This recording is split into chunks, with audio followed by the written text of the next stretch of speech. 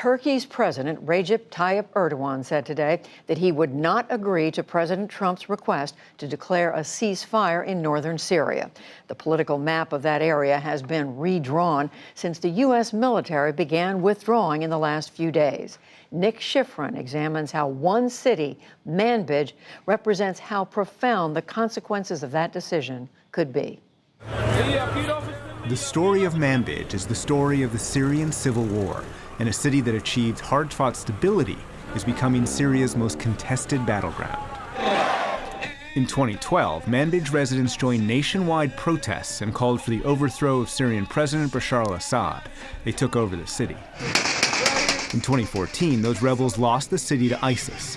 An English-speaking ISIS fighter filmed celebrations downtown. You can see it's beautiful, all the brothers are here. We are celebrating, alhamdulillah. In 2016, the U.S. fought back. American and European airstrikes targeted ISIS fighters.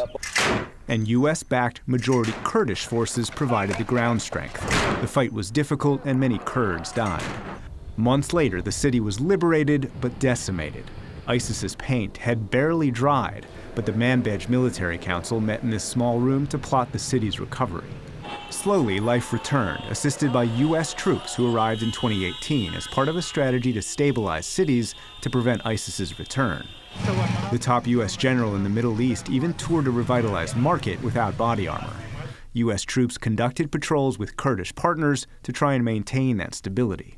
By this past January, Major General Jamie Gerard proudly received a Kurdish flag and hugged Kurds he called his partners. Our presence here has enabled this area to be stable.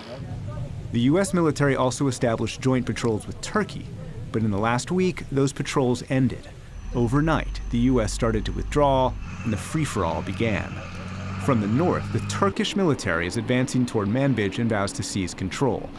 Their offensive has already wounded and killed civilians. From the south, Syrian TV showed Syrian troops entering Manbij for the first time in 7 years.